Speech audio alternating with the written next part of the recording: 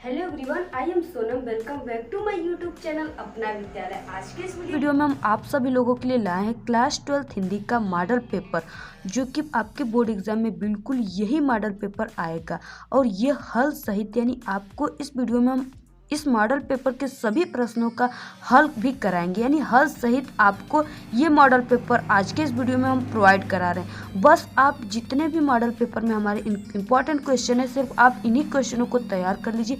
आपके board exam में हिंदी में आपका 100 में 100 पूरा नंबर मिलेगा और सभी प्रश्नों का हल सहित। और बोर्ड एग्जाम में बिल्कुल यही प्रश्न आएगा, इससे बाहर कोई भी प्रश्न नहीं आ सकता। ये हमारी 100% फुल गारंटी है। ठीक है, तो आप लोग बिना स्किप के वीडियो को लास्ट तक देखिएगा।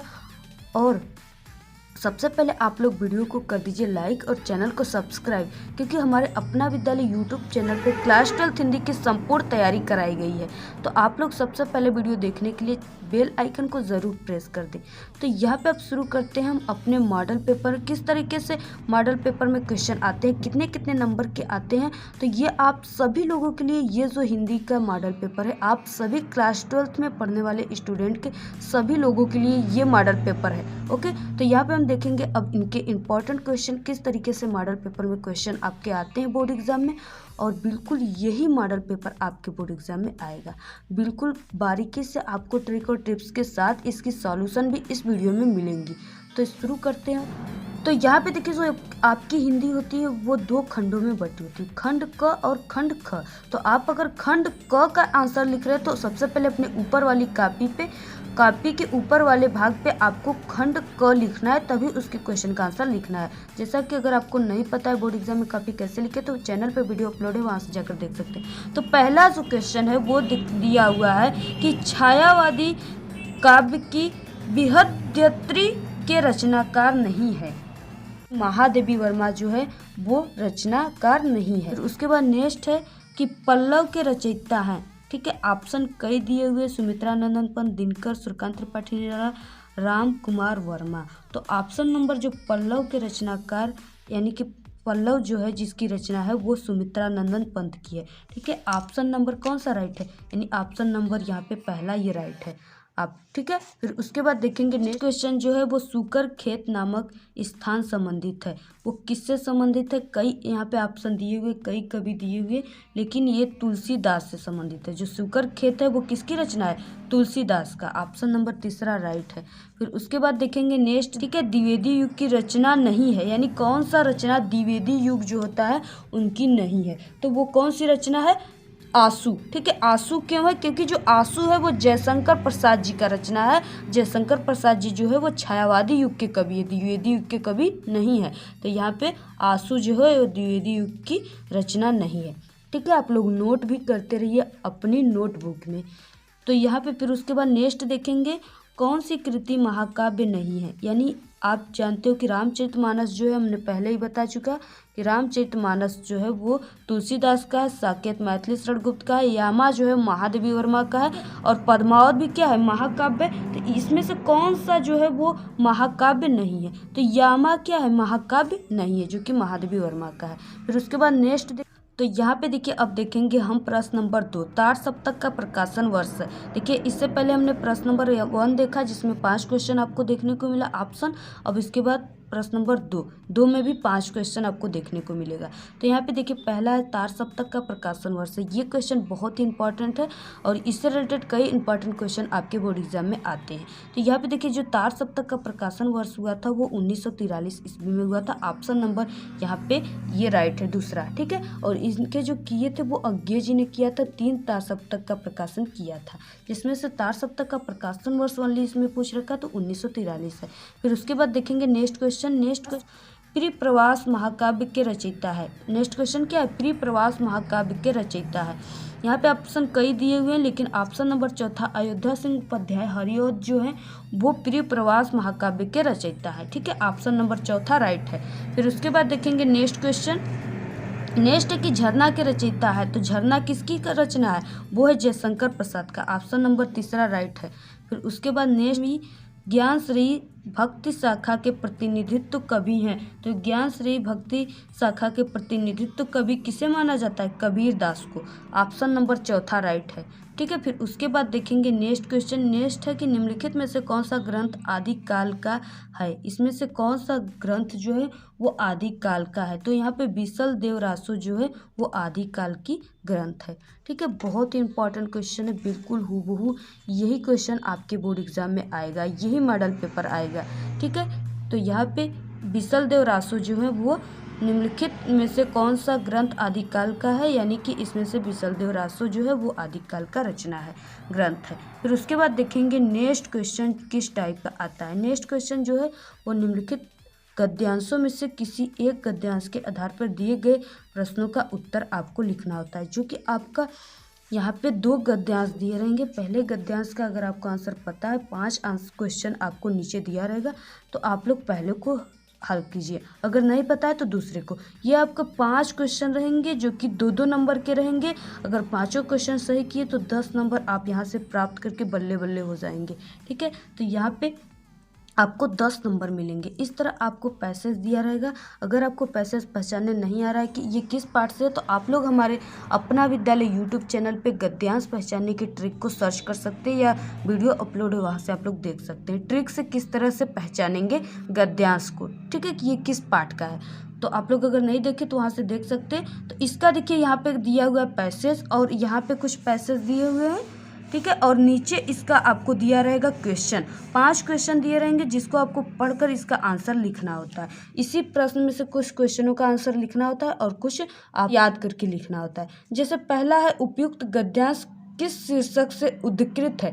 ठीक है, तो पहला ये जो गद्यांश है ये आपके राष्ट्र का स्वरूप यानी वासुदेव शरण अग्रवाल का जो है, और यहाँ पे कह दिया कि उपयुक्त गद्यांश के लेखक कौन है। तो यहाँ पे उपयुक्त गद्यांश के जो लेखक है यानी राष्ट्र का स्वरूप किसने लिखा है, वासुदेव शरण अग्रवाल ने। ठीक है, तो उपयुक्त गद्यांश के लेखक वासुदेव शरण अग्रवाल है। किस तरीके से लिखेंगे, इसको लिखने की जो स्टाइल तरीकाएं होती है, अगर आपको नहीं पता है तो चैनल पर वीडियो अपलोड है, बोर्ड एग्जाम में कॉपी कैसे लिखे आप लोग वहाँ से सर्च करके देख सकते हैं वीडियो। फिर उसके बाद अगर ये 2 आप लिख लिए, ये दोनों आपका राइट होना चाहिए, क्योंकि इस पर एकदम बिल्कुल करेक्ट नंबर आपको मिलेंगे। ठीक है, अगर दोनों को राइट कर दिए तो यहाँ से आपको 4 नंबर, और बाकी 3 क्वेश्चन आपको नीचे भी देखने को मिलेंगे। जैसा कि यहाँ पे लेखक के अनुसार राष्ट्र के विकास का जो तीसरा तत्व है वो कौन सा है। तो आपको यहाँ पे क्या करना है कि यहाँ पे तीसरा जो तत्व यहाँ पे दिया हुआ है वो क्या है, संस्कृति। ठीक है, राष्ट्र का तीसरा जो जन की संस्कृति है, यानी क्या है, जन की संस्कृति। आपको यहाँ से इसी क्वेश्चन पैसेज में से क्वेश्चन का आंसर आपको मिल जाएगा। इसी तरह आप यहाँ से लिख सकते हैं। गद्यांश के रेखांकित अंश की व्याख्या, जितने भी यहाँ पे रेखा यानी अंडरलाइन किए गए क्वेश्चनों का, इन्हीं का आपको क्या करना होता है, व्याख्या करना होता है। ठीक है, किस तरीके से करें, चैनल पर वीडियो अपलोड है, वहाँ पर आप देख सकते हैं। यहाँ पे इन सभी लॉन्ग क्वेश्चनों का आंसर बताने से हमारे ज़्यादा टाइम हो जाएंगे और वीडियो काफ़ी लंबा हो जाएगी। फिर उसके बाद नेक्स्ट क्वेश्चन आ गया चौथा। ठीक है, इसमें क्या होता है कि निम्नलिखित पद्यांशों में से किसी एक पद्यांश के आधार पर दिए गए प्रश्नों का उत्तर आपको लिखना है। इसी में भी आपको क्वेश्चन मिलेंगे 5 और 2-2 नंबर के 10 नंबर यहाँ से भी आपको मिलेगा। ठीक है, आपको इसको पढ़ना होगा, जो पद्यांश दिया है इसमें आपको पहचानना भी होगा कि किस पार्ट का। अगर आपको नहीं आता तो पद्यांश पहचानने की ट्रिक यूट्यूब पे आपको कहीं नहीं मिलेगा, बट हमारे जो अपना विद्यालय यूट्यूब चैनल है उस पर मिलेगा, वहाँ से आप लोग देख सकते हैं। ठीक है, तो फिर यहाँ पे देखिए अब इसके हम क्वेश्चनों को पढ़ेंगे। तो यहाँ पे देखिए नेक्स्ट है कि प्रस्तुत पद्यांश के रचनाकार कौन है, तो इसके जयशंकर प्रसाद है। ठीक है, और बाकी जो क्वेश्चन है इनके आपको आंसर हमारे अपना विद्यालय यूट्यूब चैनल पे पद्यांश को हल करने की ट्रिक को आप लोग देख लीजिए, वहाँ पे आपको मिल जाएगा। फिर उसके बाद नेक्स्ट जो क्वेश्चन है वो क्वेश्चन नंबर 5वां है। 5वां क्वेश्चन कौन सा है कि निम्नलिखित में से किसी एक लेखक का आपको जीवन परिचय लिखना है और इनकी साहित्यिक परिचय भी लिखना है। अगर आप सिर्फ जीवन परिचय लिखोगे तो 2 नंबर, साहित्यिक परिचय और एक रचना को लिखेंगे तो 2 नंबर, यानी आपको यहाँ से 4 नंबर मिलेंगे। ठीक है, तो यहाँ पे देखिए आपको 3 जीवन परिचय दिए रहेंगे, जिसमें से किसी एक जीवन परिचय के बारे में आपको लिखना है। ये आपके गद्य और पद्य दोनों से आता है। ठीक है, गद्य और पद दोनों से आता है, इतने नंबर का ही आता है। तो यहाँ पे देखिए दिया हुआ है आचार्य हजारी प्रसाद द्विवेदी, जो कि हम आपको बताएं इंपॉर्टेंट जीवन परिचय में भी कि आचार्य हजारी प्रसाद द्विवेदी का। ठीक है, आचार्य हजारी प्रसाद द्विवेदी, प्रोफेसर जी सुंदर रेड्डी और डॉक्टर APJ अब्दुल कलाम। इन जीवन परिचयों को 3 जीवन परिचयों को आपको तैयार कर लेना, इसमें से आपके बोर्ड एग्जाम में ज़रूर आएगा। फिर उसके बाद देखेंगे नेक्स्ट है कि निम्नलिखित में से किसी एक कवि का जीवन परिचय लिखिए। ठीक है, एक लेखक और एक कवि का जीवन परिचय आपको लिखने के लिए आता है। तो यहाँ पे देखिए दिया हुआ है जयशंकर प्रसाद, रामधारी सिंह दिनकर, अयोध्या सिंह उपाध्याय, हरिऔध, यानी कि इन तीनों जीवन परिचयों को आपको तैयार कर लेना है, जिसमें से एक जरूर आएगा। तो ये भी 4 नंबर का है। फिर उसके बाद देखेंगे नेक्स्ट जो क्वेश्चन है, पंचलाइट अथवा बहादुर कहानी के उद्देश्य पे प्रकाश डालना है। जैसा कि ये आपके बोर्ड एग्जाम में 4 नंबर के आते हैं। ठीक है, तो आपको पंचलाइट कहानी का उद्देश्य और बहादुर कहानी का उद्देश्य हमारे चैनल पे वीडियो अपलोड है, वहाँ से आप लोग जाकर देख सकते हैं। फिर उसके बाद नेक्स्ट देखेंगे, स्वपठित नाटक के आधार पर निम्नलिखित प्रश्नों के आपको उत्तर लिखना होता है। ठीक है, तो यहाँ पे देखिए ये जो होता है ये आपके जिला वाइज होता है, यानी कि आपके जिला में कौन सा, यानी कि इसमें जो स्वपठित नाटक है वो कौन से नाटक आपके ज़िले में पढ़े जाते हैं, ये आप अपने टीचर से संपर्क कर सकते हैं और उसी के आधार पे आप तैयारी कर सकते हैं। तो ये जो आता है ये 4 नंबर का आता है। जैसे यहाँ पे गरुड़ ध्वज, ठीक है, ये भी आ सकता है, और यहाँ पे आन मान भी आता है नाटक। उसके बाद कुहासा और किरण भी आ सकता है। ठीक है, जो भी आपको पढ़ना है, राज मुकुट भी आएगा। ठीक है, राज मुकुट यानी आपके ये किसी एक पर आपको लिखना होता है, जो कि 4 नंबर का है। आपको क्या होता है, जो भी आपको पढ़ना है, जैसे आन मान पढ़ना होता है किसी राज्य में, किसी में कुहासा और किरण, राज मुकुट, तो इसी तरीके से आपको पढ़ना है। ठीक है, किसी में सूत पुत्र भी दे देता है, तो आपको जो भी पढ़ना है आप इसको तैयार कर सकते हैं। फिर उसके बाद देखेंगे नेक्स्ट क्वेश्चन जो है 8वां, वो स्वपठित खंड काव्य के आधार पर किसी एक खंड काव्य का आपको प्रश्नों का उत्तर लिखना है। ये भी जिला वाइज होता है, ये भी 4 नंबर का होता है। ठीक है, तो यहाँ पे देखिए जैसे मुक्ति यज्ञ दे चुका है। ठीक है, और यहाँ पे आपको रश्मि रथी, आपको जो भी जिला में पढ़ना है उसको आप तैयार कर सकते हैं। जैसे रश्मि रथी हो गया, सत्य की जीत हो गया। ठीक है, और यहाँ पे आलोक वृत्त भी हो गया, और यहाँ पे श्रवण कुमार के बारे में भी हो गया, और त्यागपथी भी हो गया। ठीक है, इस तरीके से आपको जो भी पढ़ना है आप इसको तैयार कर सकते हैं। 4 नंबर का आता है।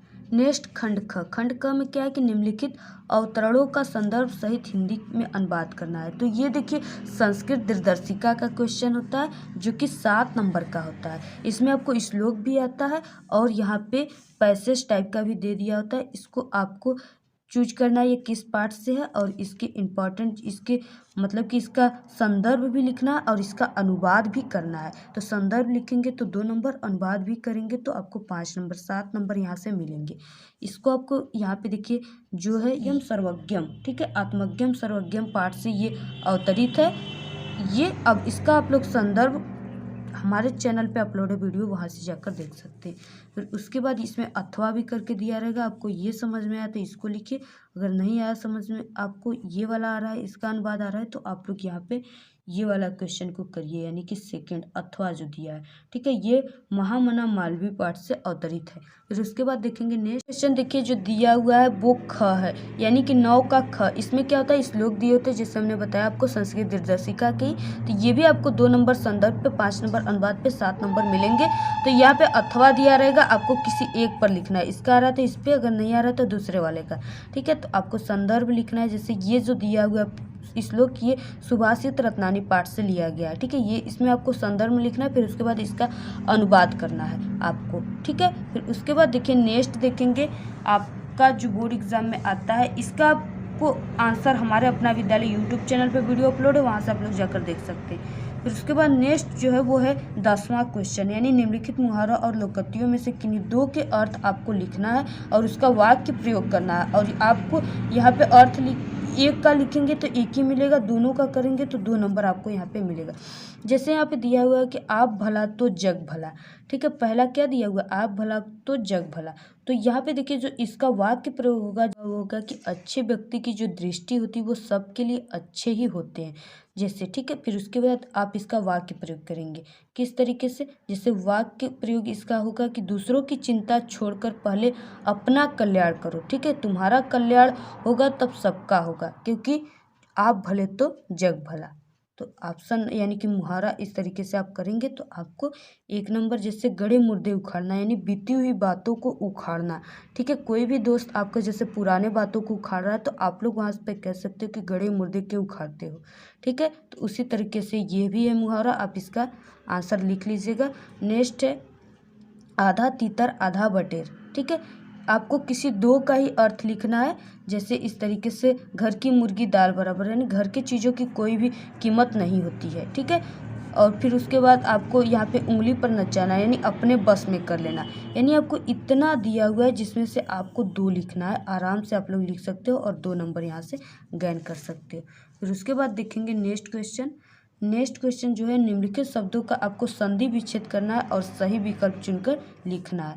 जैसे यहाँ पे स्वागतम का संधि विच्छेद क्या होगा, ये 2 नंबर का, यानी कि 1 2 1, यानी कि 3 नंबर का ये आएगा, ठीक है। स्वागतम का संधि विच्छेद क्या होगा, तो यहाँ पे देखिए स्वा यानी आधा स दिया हुआ है, तो आप लोग इसको क्या कर दीजिए, स अगर आधा स कोई भी दिया हो तो उस पर आप लोग ऊ की मात्रा कर दीजिए, ठीक है। तो जैसे यहाँ पे सु प्लस आगतम, ऑप्शन नंबर यहाँ पे ग राइट है। फिर उसके बाद देखेंगे नेक्स्ट है सर्वेश का संधि विच्छेद होगा, तो इसका होगा सर्व प्लस ईस, यानी ऑप्शन नंबर ग राइट है। फिर उसके बाद देखेंगे नेक्स्ट की पद्मेश का संधि विच्छेद होगा, तो इसका होगा ऑप्शन नंबर क, पद्मा प्लस ईस, ठीक है। संधि विच्छेद की वीडियो भी चैनल पर अपलोड है, वहाँ से आप लोग जाकर ट्रिक टिप्स के साथ सीख सकते हैं। फिर उसके बाद देखेंगे नेक्स्ट क्वेश्चन आपका 11वें का ख दिया है, ठीक है। इसमें जो दिया है वो दिए गए निम्नलिखित शब्दों की विभक्ति और वचन के अनुसार आपको चयन करना है। जैसे यहाँ पे दिया हुआ है नामनी में कौन सी विभक्ति और वचन है, इसमें आपको चूज करना है, जो कि 1 नंबर का है, ठीक है। तो यहाँ पे जो कि नामनी आप अगर देख रहे तो इसको आप लोग समझ लीजिए कि ये क्या है। अगर आपको नामनी यानी लास्ट में आपको नामनी, ठीक है, ई की मात्रा, बड़ी ई की मात्रा दिखे तो आप यहाँ से पहचान सकते हो कि ये क्या है, सप्तमी विभक्ति एक वचन, ऑप्शन नंबर ख। यानी कि आपको अगर विभक्ति नहीं पहचानने आती तो आप हमारे चैनल पे एक अजूबा ट्रिक के साथ आपको मिलेगा विभक्ति पहचानने की ट्रिक, वहाँ से जाकर आप देख सकते हैं। ऑप्शन नंबर ख राइट है। फिर उसके बाद नेक्स्ट जो है वो जगती में विभक्ति और वचन है। जैसा कि हमने बताया कि बड़ी ई की मात्रा, छोटी ई की मात्रा आपको देखने को मिलेगा, तो ये है सप्तमी विभक्ति एक वचन, ऑप्शन नंबर क राइट है। 1 नंबर आपको यहाँ से मिलेगा। फिर उसके बाद नेक्स्ट जो है क्वेश्चन 12वां वो है निम्नलिखित शब्द युग्मों का सही अर्थ चुनकर आप अपनी कॉपी में लिखना है आपको। तो यहाँ पे देखिए दिया हुआ है कपट और कपाट, इसका सही अर्थ क्या होता है, यानी कपट यानी क्या होता है, कपट आपके साथ कोई करता है तो आप लोग क्या करते हैं, धोखा कर दिया, ठीक है। कपाट यानी दरवाजा, तो ऑप्शन नंबर ग, धोखा और दरवाजा, ऑप्शन नंबर ग राइट है। फिर यहाँ पे देखिए जलज, यानी जलज किसकी पर्यायवाची है, कमल की। अगर कमल की पर्यायवाची में द लगा देंगे तो किसकी हो जाएगी, बादल की। तो यहाँ पे जल यानी जलज यानी कमल और जलद यानी बादल, ऑप्शन नंबर ख राइट है। फिर उसके बाद देखेंगे नेक्स्ट क्वेश्चन, निम्नलिखित शब्दों में से किसी एक शब्द के 2 अर्थ आपको लिखना है, जो कि आपका अगर 1 लिखेंगे तो 1 नंबर, दोनों लिखेंगे तो आपको 2 नंबर यहाँ से मिलेगा। तो यहाँ पे जैसे अनंत, अनंत यानी क्या होता है आप लोग जानते हो, आकाश, ये इस तरीके से पर्यायवाची समझिए, ठीक है। तो अनंत यानी आकाश होता है, और एक अनंत किसकी नहीं होती, समुद्र की। तो यहाँ पे आकाश और समुद्र। फिर उसके बाद पतंग का अगर आपको लिखना है, 2 का लिखना है तो पतंग का भी याद होना चाहिए। पतंग का पृथ्वी और गुड्डी, क्या क्या, पृथ्वी और गुड्डी नोट कर लीजिए अपने नोट कॉपी पे। और खग यानी हो गया पक्षी और तार, ठीक है। फिर उसके बाद नेक्स्ट है आपका निम्नलिखित वाक्यांशों के लिए एक शब्द का चयन करके आप लोग लिखना है, ठीक है। आपको यहाँ पे 1 और 2 नंबर आपको मिलेगा, आपको एक शब्द को चयन करके लिखना है। तो यहाँ पे देखिए, वह स्त्री जिसकी कोई संतान न हो, वह स्त्री जिसकी संतान नहीं होते उसको क्या कहते हैं, बाजपन कहते हैं, ठीक है। फिर उसके बाद जैसे यहाँ पे ऑप्शन नंबर बी बाज राइट है। जिसका जन्म न हुआ हो, नेक्स्ट क्या है, जिसका जन्म हुआ ही न हो वो क्या होता है, अजन्मा, ठीक है। ऑप्शन नंबर डी राइट है।